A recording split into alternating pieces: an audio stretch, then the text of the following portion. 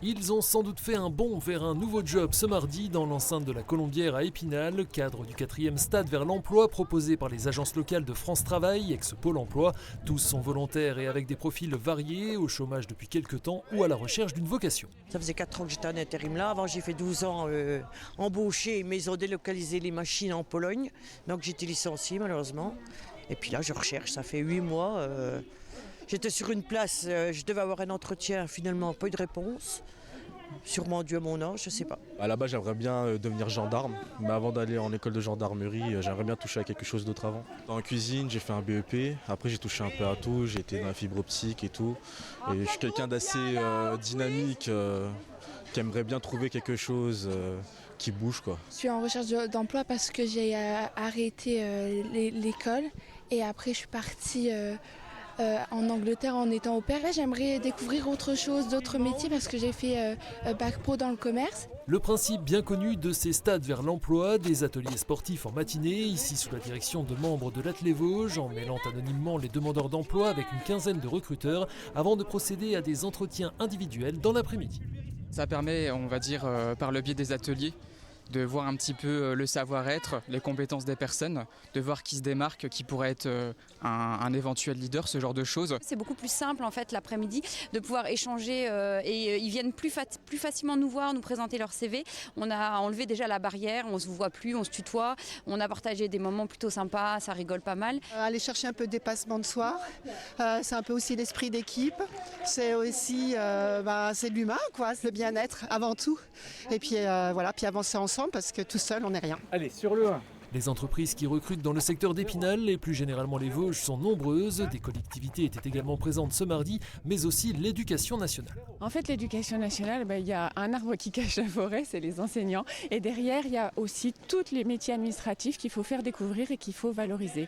Voilà, donc effectivement, dans toutes les personnes qui sont là aujourd'hui, il y a peut-être des personnes qui potentiellement pourraient nous rejoindre sur des métiers administratifs, mais aussi sur des postes d'enseignants. Les métiers en tension, on va sur du BTP, on va sur de la santé, on va sur de l'industrie, de l'aide à la personne aussi. Donc il y a tout type d'employeurs ici, avec tout profil de demandeur d'emploi et ça permet de matcher sur certains emplois. À l'issue des précédents stades vers l'emploi, 60% des participants ont ainsi retrouvé un poste en CDI, CDD ou intérim dans les 3 mois suivant l'événement.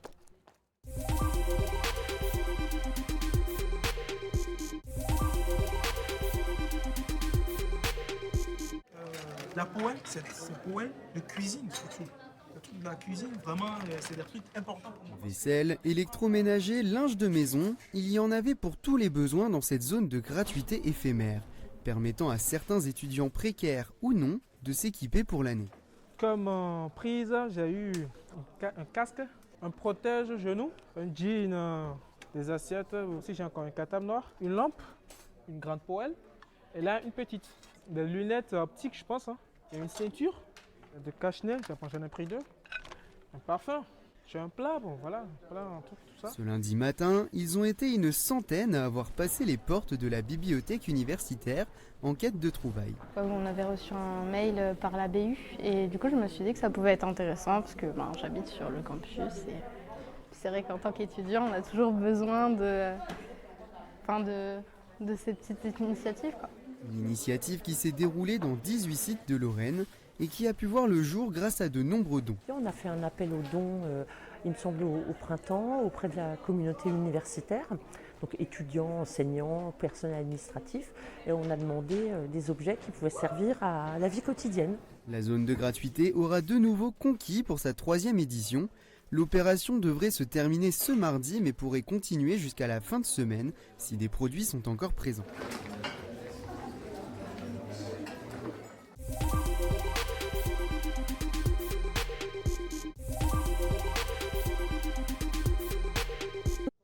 Dès 9h30 ce samedi, les obus étaient nombreux devant l'ancienne prison Hennequin. Pour certains, il aura fallu plusieurs heures d'attente avant de pouvoir pénétrer à l'intérieur du bâtiment. Plus de 2 heures pour pouvoir passer. Moi, je venais chercher plutôt des ressentis historiques puisque j'aime bien faire des généalogies. J'ai suivi des personnes qui ont fini sur la place guillotinée, donc c'est quand même un lieu particulier, oui. C'est bluffant. Je voulais voir s'il y avait encore des traces du couvent des Cordeliers, comment pouvaient vivre les prisonniers dans ce bâtiment. C'est un peu glauque, des murs défraîchis. Au milieu, on retrouve des fresques colorées. Ça fait un contraste étrange. Lors de la visite, les participants étaient répartis en groupes de 20 à 25 personnes. Chaque groupe était accompagné d'un ancien membre du personnel. Il y avait toujours ceux qui sortaient en promenade, malgré qu'il pleuvait, qu'il faisait beau, ils sortaient. Mais quand il faisait vraiment chaud, ils sortaient tous. Parmi les guides de la journée, Jimmy, pour l'ancien surveillant qui a exercé durant 17 ans à Troyes. La visite quelques mois après la fermeture du site n'a pas été sans émotion. Ça me donne des frissons, ça me fait revenir des souvenirs pendant toutes ces années que je vais ici. Et c'est plein d'émotions. De la cour au réfectoire en passant par les cellules d'isolement et les lieux de vie commune. Durant la visite, les curieux ont pu découvrir de nombreuses anecdotes sur la vie quotidienne des détenus. Comment fonctionnait, comment étaient les détenus, mais voilà, la prison, c'est un travail comme un autre et c'est vrai qu'on essaye de dédramatiser la situation pour montrer que ça se passait très très bien. Petite feuille de papier ici pour qu'on les voie, ça s'appelle un drapeau, ou soit il se passait ça. Comme c'est une vieille prison, il n'y a pas de moyen pour appeler les surveillants quand les détenus ont besoin de quelque chose. Donc généralement, ils passaient une feuille à travers la porte pour nous montrer qu'ils avaient besoin de nous. S'il y avait quelque chose d'urgent, un malaise ou une bagarre, les détenus, en fait, ils tapaient dans la porte et ça résonnait très très fort dans l'attention. On savait qu'il se passait quelque chose, qu'il fallait qu'on intervienne rapidement. Ce samedi, la ville de Troyes a lancé une consultation citoyenne portant sur l'avenir du site. Pour la municipalité, il était important d'ouvrir les portes de la prison à cette occasion. C'est un lieu de vie, c'est un élément de la vie en société. Voilà. Des gens ont été commis des choses, ils ont été jugés, ils ont été punis, ils ont été emprisonnés. Comment ils vivent? C'est une ville dans la ville. Et je pense que c'était important aussi qu'ils puissent le voir pour donner leur avis, puisque la consultation, elle sera large. En fonction des tendances, on commencera à construire le cahier des charges sur l'avenir de ce lieu. Victimes de leur succès, les organisateurs n'ont pas pu permettre à toutes les personnes s'étant déplacées de visiter ce lieu chargé d'histoire. D'autres journées de visite ont d'ores et déjà été programmées. Rendez-vous les samedis 16 et dimanche 17 novembre.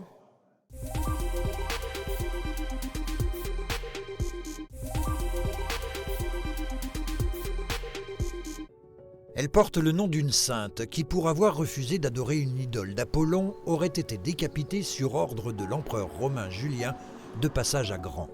L'église Sainte-Libère, dans l'ouest des Vosges, dont la construction s'est étalée de la fin du XVe siècle à la première moitié du XVIe siècle, si l'on accepte cette tour datant, elle, du XIIe, est hélas fermée au public depuis 1997. En cause, son état de délabrement très avancé. Mais, et c'est la bonne nouvelle du moment, le bâtiment va dès octobre prochain faire l'objet de travaux d'urgence pour stabiliser les désordres structurels existants et garantir la mise hors d'eau de ce patrimoine historique. La première tranche est complètement financée, en grande partie par la région, la DRAC, le département, mais aussi la mission Berne. La Fondation a choisi pour cette année, pour le loto de cette année, l'église de Gand, ce qui concerne les Vosges. On connaîtra le montant de la subvention accordée quand le loto sera terminé, c'est-à-dire fin novembre ou début décembre. Des travaux d'un montant de plus de 660 000 € subventionnés en majeure partie donc, mais avec un reste à charge de 100 000 €. La souscription lancée par la Fondation du patrimoine sera la bienvenue. De même, l'argent récolté par la mission Berne, qui depuis son lancement a contribué à la restauration de plus de 620 sites en France. L'église de Gand fait partie des 18 nouveaux projets qui ont été sélectionnés pour le loto du patrimoine cette année. Un édifice religieux qui présente plusieurs particularités. Il y a une présence d'eau attestée sous l'église. On peut penser qu'elle était un lieu de culte du temps des Romains et que par la suite elle a perduré comme lieu de culte. La présence de l'eau fait que l'église a été en difficulté plusieurs fois, elle s'est même effondrée plusieurs fois au cours des temps. Mais dans la situation présente, c'est pas vraiment l'eau qui pose problème par le sous-sol, puisque les derniers travaux qui avaient été faits au XIXe siècle avaient permis de conforter l'édifice. Cette fois, les problèmes ne viennent plus d'en bas, mais bel et bien du ciel. Si on veut aménager le cœur de notre village, l'embellir, on doit déjà procéder à l'entretien de notre patrimoine. La première chose, c'est ça, c'est d'entretenir. Elle est fermée depuis trop longtemps. Les travaux vont être faits par l'extérieur essentiellement, où la couverture va être faite, la charpente va être faite et les piliers qui sont en mauvais état vont être réparés. Donc il y a 3 types d'interventions qui couvrent les travaux de l'entreprise Lebras, qui a été l'entreprise retenue après l'appel d'offres. Cette même entreprise, Lebras Frères, a brillé, chargée de reconstruire la flèche de la cathédrale Notre-Dame de Paris. D'autres tranches de travaux suivront au cours des prochaines années pour continuer la restauration du site classé monument historique et préserver ses merveilles, comme ces vitraux relatant le baptême de Clovis, le martyre de Sainte-Libère, ou encore, offert par une famille du secteur, ce vitrail en hommage à leur fils tué durant la Première Guerre mondiale.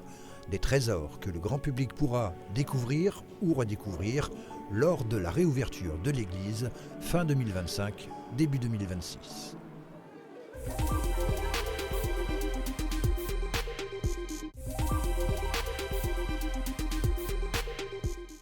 La porte Saint-Nicolas d'Hervé-le-Châtel devrait être vue par près de 4 à 5 millions de téléspectateurs.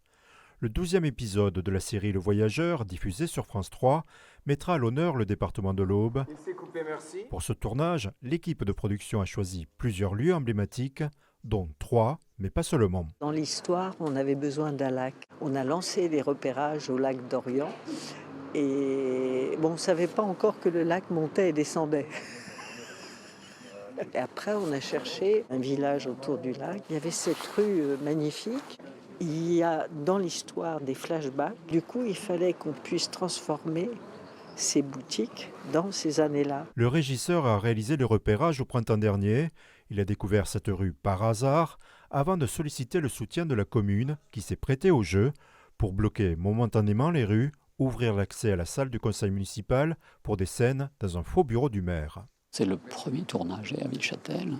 Les gens sont fiers parce qu'ils verront leur commune dans une série télévisée. Ça fait extrêmement plaisir de se dire que notre petite cité de caractère a été choisie, parce que ça n'a pas été sous influence, je dirais. Chaque épisode est réalisé avec l'intention de montrer la beauté et la diversité des paysages nationaux en dehors des grandes villes. Ici, à Hervé-le-Châtel, des scènes ont notamment été tournées devant la mairie, au belvédère, ainsi que dans les ruelles pittoresques du village. Pour mettre bien en valeur toute la région. On soit respectueux du lieu qui nous reçoit merveilleusement, comme c'est le cas ici. C'est ce qu'on vient chercher. Ce projet est construit comme ça.